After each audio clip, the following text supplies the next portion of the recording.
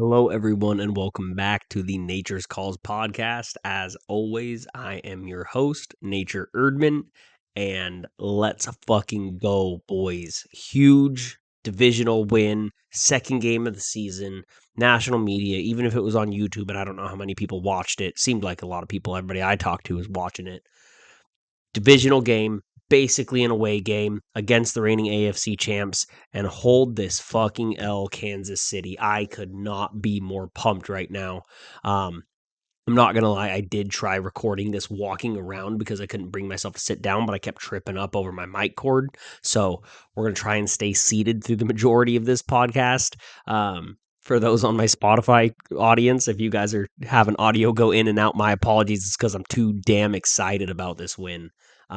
Just top to bottom, everything we all wanted to see. Sure, there were a few flaws. We'll touch on that while we're talking, but we're here to be positive. We're here to celebrate this huge win for our team, starting off 1-0, starting off 1-0 in division games, and just desperately needed both just for our morale to see that win against a quality opponent, just a strong win. It was not let's come from behind, pull out a last second victory, which, I mean, let's be honest, we wouldn't complain about it, but we dominated the majority of that game.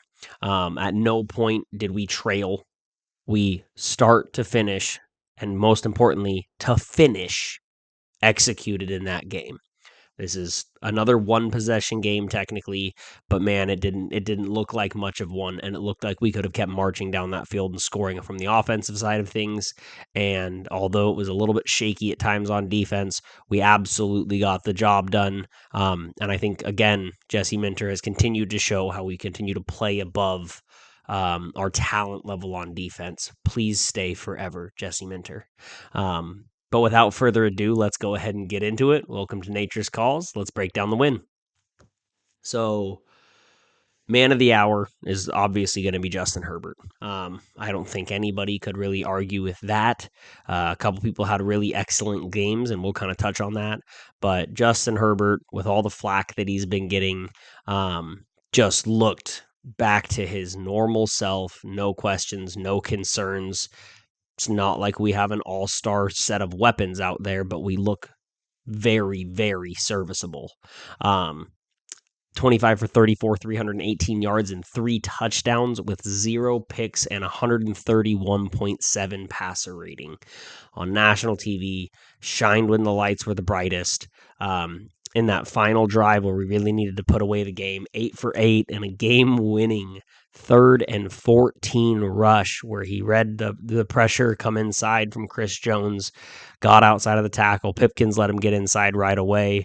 I'm not going to necessarily fault him for it because on an inside run like that with nobody to the outside, Justin Herbert was able to get on the outside edge there and take it 15 plus yards, slide down with just dripping swagger the entire time, and pull out the win.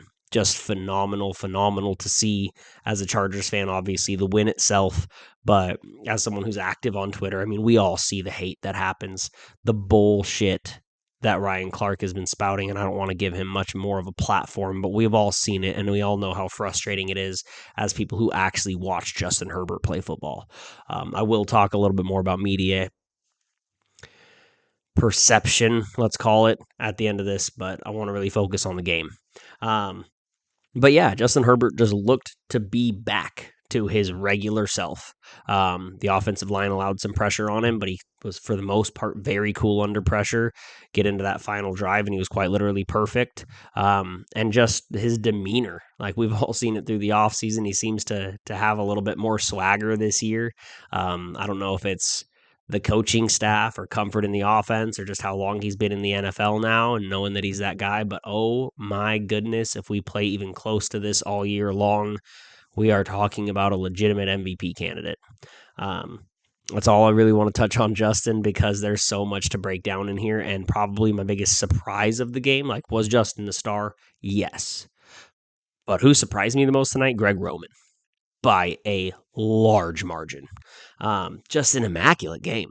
Like, unquestionably the best called Greg Roman game that I've ever seen.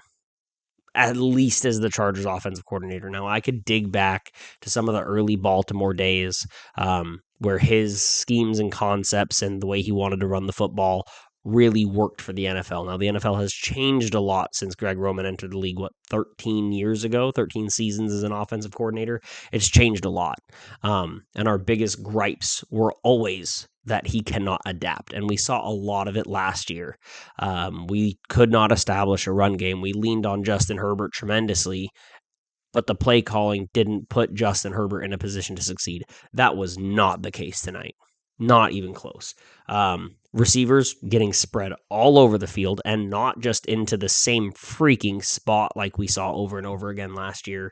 4 players over 50 yards, 3 of them over 5 catches, 8 total players on the offense with receptions. Mostly one tight end sets, not just trying to run the ball down their throats. In fact, more passing plays than running plays, a really nice balance. I think it continued to catch everybody off guard. It definitely continued to catch Rich Eisen off guard. Just the balance between the two I thought was really effective. I didn't think there was necessarily plays where we called a run that caught them off guard, but there was definitely plays where we called a pass that caught them off guard. That shovel pass, I don't know if you necessarily call it a shovel pass, but that short route that looked like it was going to be a run when we first got the ball back, 1st and 10 out to Will Dissly was fantastic. The Tyler Conklin short yardage situation, pulling him over and taking the direct wildcat snap, like the creativity that I saw from Greg Roman today was bar none. Not even comparable to anything else that I've seen from him as the Chargers offensive coordinator. Now, was this intentional based off of the crew that we had, the team that we had last year versus this year, and getting another year into this program and this offense? Or I don't know. I don't know what the light bulb moment was, but oh my God. I just blown away if we can continue to get even close to that caliber of game from Roman. And I'm sure he pulled out a little bit more of the stops. I'm sure we play against some of those softer teams will definitely be a little bit run heavy. But it's nice to see that with the weapons that we have out there, he's able to call a genuine game plan.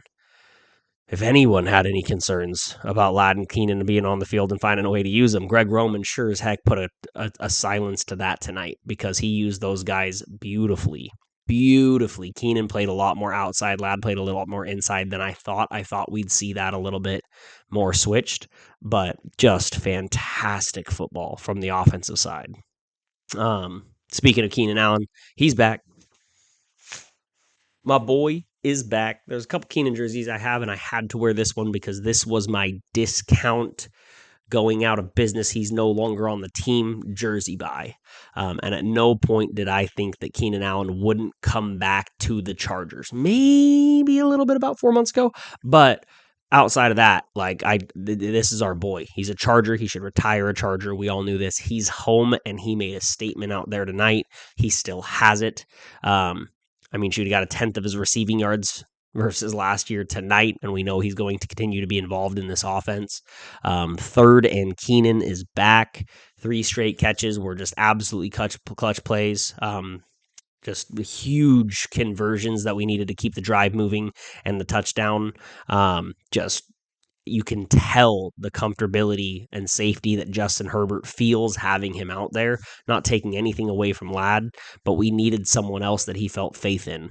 And on top of that, being the wide receiver 2, and I don't care how you want to do it based off of stats today, Ladd's our wide receiver 1. Keenan looks to me like the wide receiver 2, and he could be the wide receiver 3, but just the threat of it and what it did for Quentin Johnston today was extremely evident. He looked like an athletic freak. He looked like exactly what Telesco saw in him when he drafted him. I feel like we used him more creatively, definitely crossing across the middle of the field quite a bit, not as much just go ball, deep ball, catch this over the shoulder, contested grab. He did make some difficult contested catches in there. Obviously, there was the touchdown that he didn't reel in. Some have called it a drop.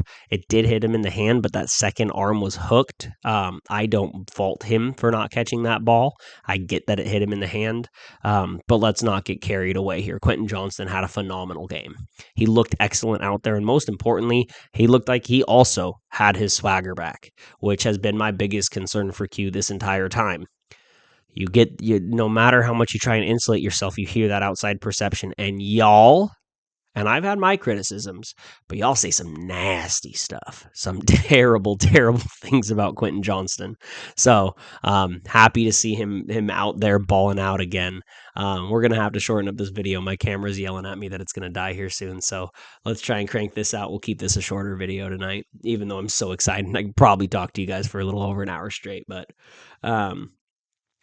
outside of that, so obviously the pass catchers looked fantastic. Obviously, Tyler Conklin, I didn't actually have in my notes for today, but he looked like a hell of an addition to this offense. Ladd didn't have to get so involved and was still able to play like a critical role for us. I think he actually ended up being second in receiving yards. So like it's not like he didn't catch much. It didn't feel like we had to force the ball to him all night, which is nice. You need that for a balanced offense. But the offensive line was a huge surprise. Like, it wasn't perfect. Besides Joe Alt, he was perfect. I think he actually allowed 0 pressures today. We'll see what final stats are tomorrow. But, I mean, it wasn't perfect. We knew it wasn't going to be, especially with the Mekhi Becton illness. We did cycle in Salyer in there. Salyer came in and immediately let up a huge penalty and negated a beautiful Justin Herbert angry run. I'll try not to be upset about it, but I mean, we knew that there was going to be growing pains. We knew that we weren't going to be a top tier offensive line. But we look very serviceable. Bradley Bozeman specifically looked very serviceable. I'm happy to see that. Because whether I agree with him being the starting center or not, he is our starting center, and I'm a Chargers fan, and so I want him to be successful. That's how it works being a fan. So thrilled to see how they played. I mean, it wasn't fantastic. There was definitely some run blocking situations where they didn't do their part, didn't give him a whole lot of help there. Pass protection looked quite a bit better, definitely better on the pass pro side than the run blocking side of things. Still some pressures that were allowed through the middle, a little bit on the right side edge, but I mean, Justin Herbert read it well. He was able to pivot and adjust. We've seen Justin Herbert still be wildly successful and throw for 5,000 yards with a garbage offensive line in front of him. So I'm not asking for the end of the world or for it to be just absolutely flawless. Like, yes, I would love to be the Eagles with a perfect offensive line who's allowed to get away with holding. But that's not the case. So we need a strong running game, and we need Justin Herbert to be able to read decent pressure. We need them to be able to hold up in pass protection and be serviceable in the run game, and we got that tonight. Not saying they were a world beater, but we got that much tonight. The run game was a little bit hit and miss. Definitely not the yards per carry I would like to average for the season. I think 3.5-ish today for Amari and Hampton. But he looked aggressive. He looked strong. He had some excellent runs in there. He made some bonehead mistakes, which we'll get to. But could be better. Could be worse. First time out. Najee only got like 1 carry on the day and 1 catch. Like, it was Amari and Hampton's show tonight, and I think he did a good enough job to make me feel comfortable with it, especially with some of those big, more explosive runs that he was able to rip off. So overall, very happy with how the offense balanced out today. From the defensive side of the football, I'm really impressed with the defensive line in Mike Elston's group, both interior and edges. Obviously, I knew that we weren't going to be a top-tier edge team with Joey Bosa gone, and it's not like he was healthy anyway. But Khalil Mack and Thule played the game really well in both the run game, for the most part, as well as in the pass rush game. And the interior held up its end of the bargain. Naquan Jones made a huge play. Tierre Tart made some plays, both positive and negative. Some huge batted balls that were absolutely massive for this team. Some of the pressure he was getting was phenomenal. He also bitch slapped, I don't know if I'm allowed to say that, Travis Kelce across the side of the face. And I think we need that. I don't want to see it a whole lot. You're going to get ejected at some point.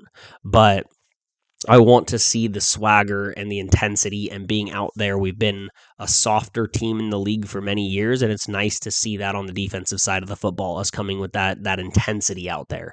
So just absolutely over the moon about how this defensive line performed. What I'm not over the moon about is that it's going to have to continue to play that way because the secondary just did not look impressive to me whatsoever.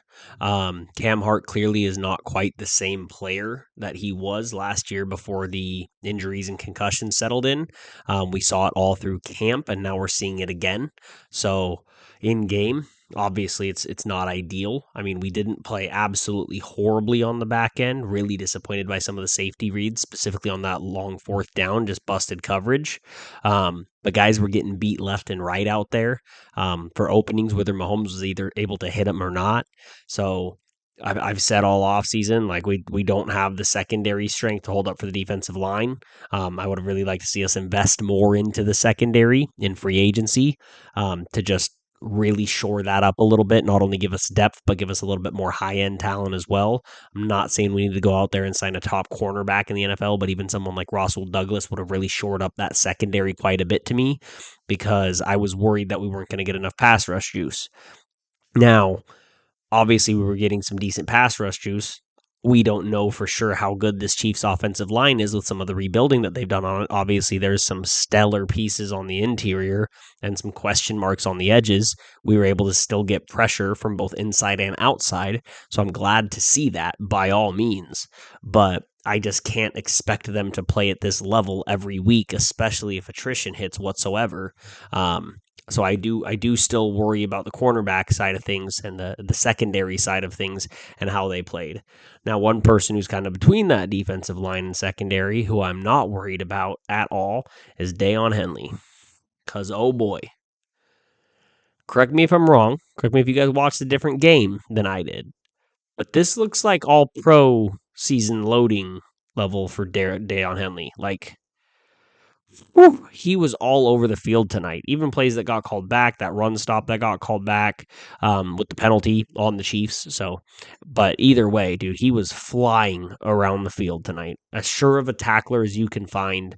The improvement that we saw from year 1 to year 2 was obviously so dramatic. And it's not beyond question that we're going to see a similar improvement from year 2 to year 3 from this young man. So obviously his personality is extremely charismatic, very quickly becoming a fan favorite for both his play on the field and his characteristics off the field. But it's really nice to see when you have that guy that you can root for on your team, that new fan favorite, and do not be surprised if you see me in a number 0 jersey before too long. Not right away. I got one to buy first, but before too long, because Daiyan Henley is looking like he's really going to be able to take that mantle from Derwin James as Derwin James enters into the kind of the twilight years of his career. So, but like I said earlier, not all positives throughout the game. The run game was hit and miss. 3.5 yards a carry from Ari and Hampton. Some great plays, some less than great plays by all means. That red zone series was absolutely horrible. The delay of game penalty, and then passing the ball and stopping the clock, and then Omari and Hampton gets the ball and runs out of bounds. Talk about a welcome to the league moment for Omari and Hampton, because that was such a boneheaded rookie mistake. Gave the Chiefs the opportunity to get back on the field, and sure enough, they got down the field and scored 3 points. Now, obviously, that wasn't the end of the game, but it could have been. Like, it absolutely could have been. You can't afford those mistakes in the NFL playing a game like a caliber of opponent like the Chiefs and so many other opponents of a similar caliber that will be playing this year. So I'm glad we got it out of the way early. I'm glad it didn't affect the outcome of the game in the long run, but it is obviously something that I hope is behind us. We've had some running backs make bonehead decisions in over the course of our careers as Chargers fans, turnovers in short yardage situations, goal line situations, things like that. So let's avoid those moving forward, please. Other than that, strong first showing from Omari and Hampton. First NFL game against a pretty stout defensive line, defensive team in general, excellent defensive coordinator who didn't call his best game. So if that's as bad as it gets for Omari and Hampton, he's got a very bright future with the Bolts. I do expect to see some of the other backs worked in a little bit more from a share percentage of carries moving forward. Najee did really well in his couple of snaps. I think as he gets a little bit healthier, we'll see him more on the field. There's just no way around it. Najee did have that one egregious hold on the Quentin Johnson touchdown that wasn't called, but hey, It happens. It's nice when the ball rolls in our favor for once, but either way, I don't think it made the end of the world difference in the way that this team played today, because I think we were dominating on both sides of the ball. Um, yeah, I just no 2-point conversion. That is the one other thing I really want to talk about from a coaching perspective. When we went up 7 off the touchdown, I had the chance to either kick a field goal and go up 8, or kick an extra point, or go for the 2-point conversion. Now, in hindsight, obviously, I see that kicking the field goal, going up 8, forcing them to go for a 2-point conversion, which they failed and kept it a 2-point game. I get it. I see why you did it. However, I just can't necessarily understand not going for the 2-point conversion gamble in that situation so that you can make it a 2-score game earlier on. I think that was a very questionable coaching decision. In hindsight, it's very easy to say that it was the right choice because everything worked out. If it didn't, we would be really talking about that. Even the national media tomorrow would probably be talking about that. So find that to be interesting with how effective we were on offense, specifically in short yardage situations today. Let's talk about media coverage. Let's talk about media coverage at the game, what we heard after the game, some of what we heard before the game, because some of it's absolutely outrageous. First of all, I want to address the home field situation.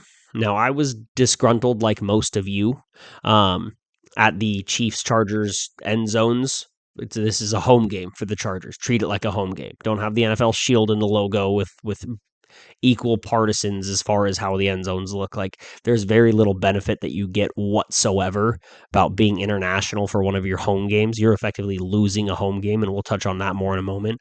But to not even care enough, and I get that it's not just a Chiefs Chargers thing. Like, we've heard that they're going to do this for international games moving forward. It's very clearly showing that they don't care as much about the teams that's losing a home game in this situation, and they care significantly more about the NFL branding side of things, which if you're going to do it, if you're going to force the NFL International Series, which I like, it's cool that other people get to watch football. I'm all for it. Don't like it when it's the Chargers, but it is what it is. But I'm glad we got to see some national media attention today. However, play it like you would any other home game.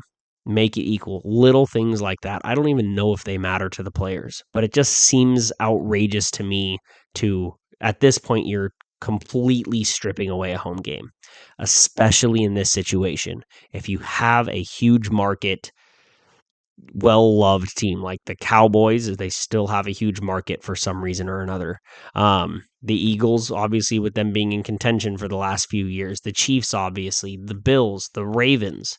Like, you have these guys that have huge fan bases, massive national media coverage, massive national media praise, and then you send them to an international game not as the home team, fully knowing, and you cannot sit here and say that they don't, fully knowing that the crowd is going to be rooting for the away team. You don't even give them any, you paint the field equal to be neutral, knowing the fan base is going to not be. And you can sit here and bitch about Chargers fans never having home field advantage before. We do. We do at most games. Now, some teams travel incredibly well, like the Steelers and stuff like that. For the most part, we get good fan turnout at SoFi Stadium. I've heard it from enough people who go to those games on a consistent basis that I'm not going to sit here and say that they can be discredited. So when you go to this situation, like, all you had to do was make this the Chiefs' home game, but you won't, because they're the Chiefs. The same thing, and I'm not saying it's just the Chiefs thing, but they're one of your bread and butter money teams in the NFL. That's fine. If you want to go showcase them overseas, don't put together some guys that it's a home game for the Chargers when you know, in fact, it's going to be a home game for the Chiefs by all accords. And that only makes me happier as how well this team played, just stone cold ice through their veins all game long, losing a home game. A home game, nonetheless, that Chargers fans who pay season tickets want to go to.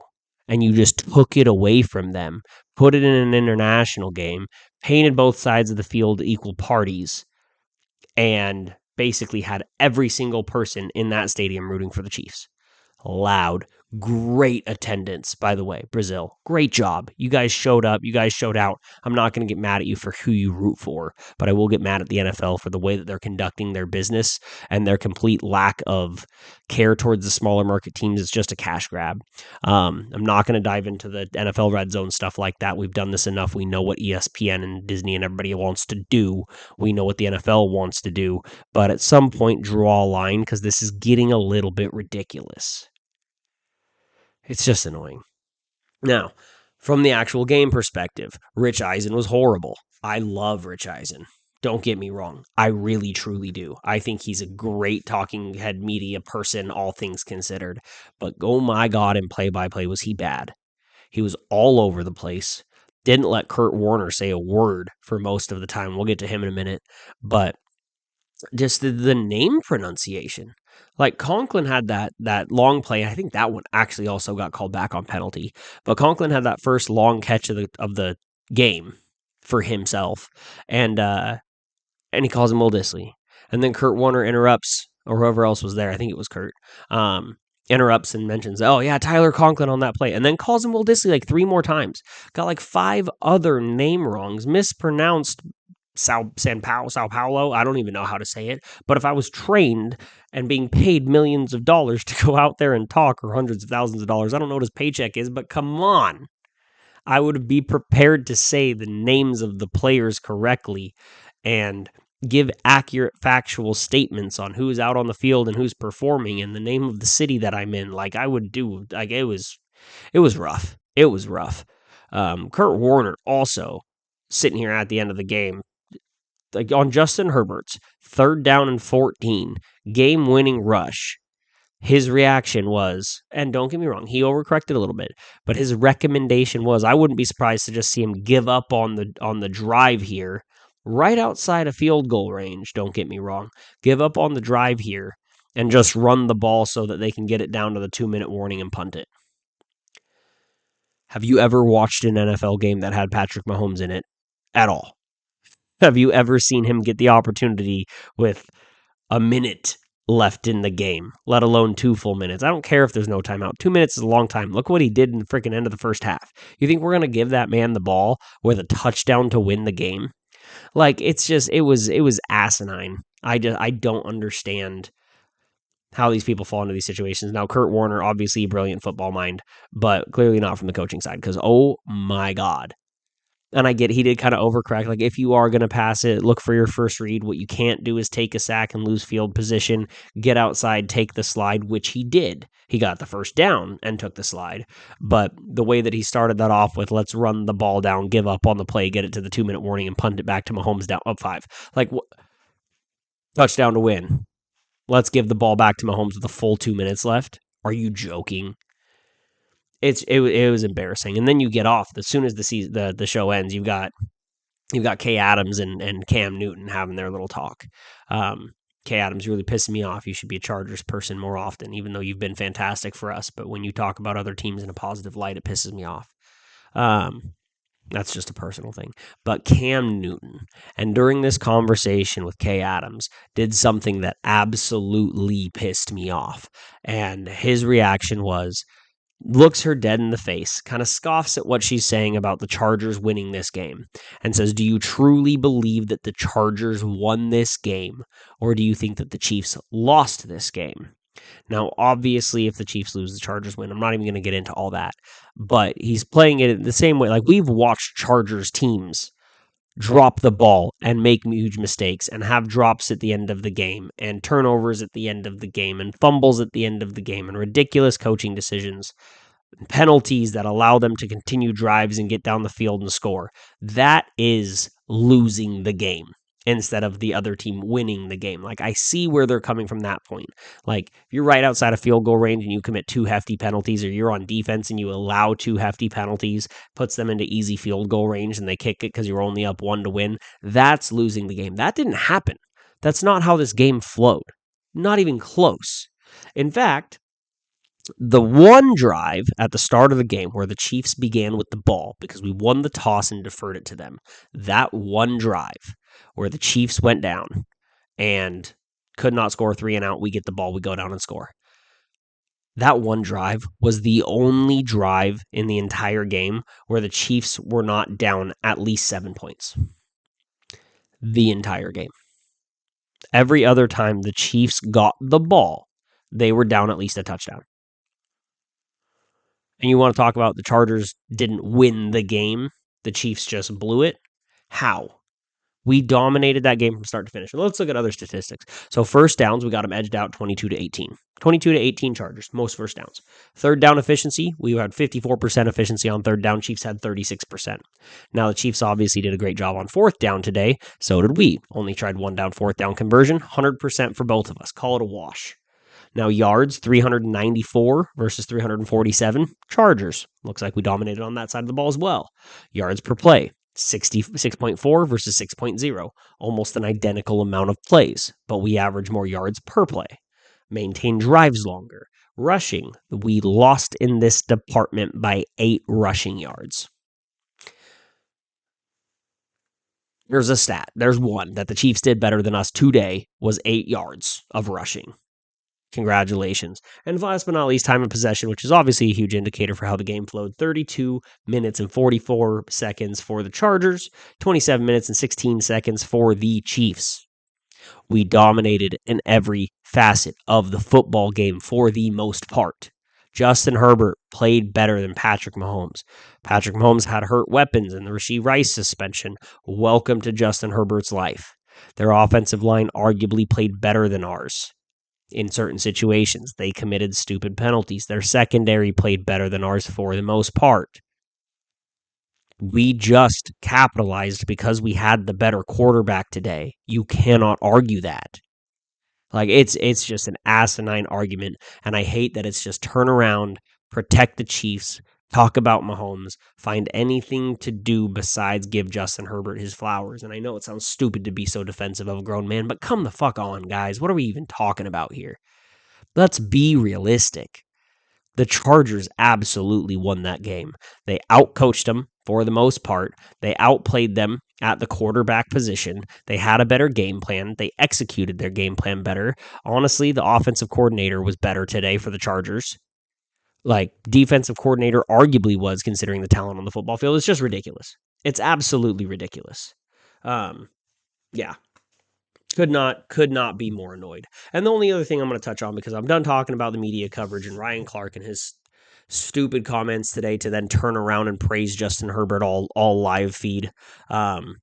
You want to talk about never playing well in a big game. You've never watched Justin Herbert and any of his fourth quarter comebacks. You really think he cares that much about if he's on camera and if he's on national media? I don't think so. But man, that boy's got a swagger this year. But last but not least, last thing I want to talk about is just that Mahomes exit drive. And I've been complaining about this for a long time. When he ran out of bounds and trucked our defensive back, looked like Jossier Taylor out there. It could have been Jackson. Who else has dreads? Got to be Dante Jackson. But anyway, trucks him on the sideline. Are you joking me?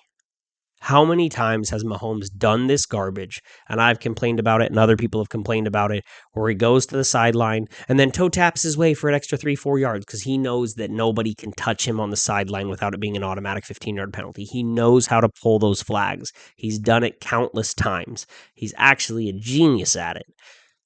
But it's garbage, and we all hate it. And more players in the NFL do that. They run to the sideline, sprint to the sideline, know that they can't get touched. They toe tap it for another 4 or 5 yards, get the first down, and get out of bounds. And not only am I so tired of seeing that, you then have Patrick Mahomes going out today. DB obviously gives up to allow him to go out of bounds to avoid a flag and avoid a penalty, and Patrick Mahomes lowers his shoulder and trucks him? Is this a joke? You want to talk about these guys needing extra protection and being the cupcakes of the league, and you have to do all this safety stuff around them to make sure that they're protected, especially their golden boy Mahomes, and he pulls some crap like that. Like, at some point, the NFL is going to have to get involved. And okay, they should. They won't, because it's all about offense and all about scoring points and how that's good for ratings, because everybody that I know and everybody that I talk to absolutely despises it. Maybe the casual football fan only cares about high scoring points and Vegas cares about it and everything else. But oh, dear God, this needs to stop. But Yeah, tired of him. I'm so glad to see the world get to watch Justin Herbert outplay Patrick Mahomes. I'm sure the goalposts will move because Patrick Mahomes didn't have his top two weapons, as if we hurt Xavier Worthy instead of him running into Travis Kelce's shoulder. Even though Rashee Rice is suspended for a very good reason. But I'm sure the goalposts will swing the other way, and it'll be his offensive weapons' fault and everybody's fault besides Mahomes, even though in the exact same situation, in fact, a severely worse situation for every year of his career, Justin Herbert had to deal with the exact same garbage. But whatever. All that matters is we went out there and this team showed exactly who they are. And I think this is a huge morale lift going into the next two divisional games. That we really need to come out here, make our statement, and you start off with this win, and it really sets us up to go on a streak to start because we have a very difficult schedule at the end of the year. This is the type of start that we needed to come out here, dominate the first 10 weeks, really come in with one of the best records in the NFL as you go into the later end of the season, the bye weeks, and everything else, and you come out here and you absolutely finish this season strong and find yourself in that division winner perspective, or at least a wild card team at the very least. Like, that's what this win not only shows us as fans and the national media and everybody else, it shows this team. And I think that's what's most important is we went out there and we showed this team, just validated for themselves exactly who they can be. My camera just died. We made it a decent amount of time, even though we had a little bit of technical difficulties earlier. But I appreciate you guys finishing it out. Thanks for tuning in. As always, Nature Erdman, and these were Nature's Calls. I'll talk to you guys real soon. Thanks for tuning in. If you guys like what you heard, please feel free to give me a like and subscribe. Helps me a ton. Also helps you guys stay up to date on all new content as I'm releasing it. If you're not already on my YouTube channel, feel free to hop on over at Nature's Calls Pod. Also on Spotify under Nature's Calls Podcast.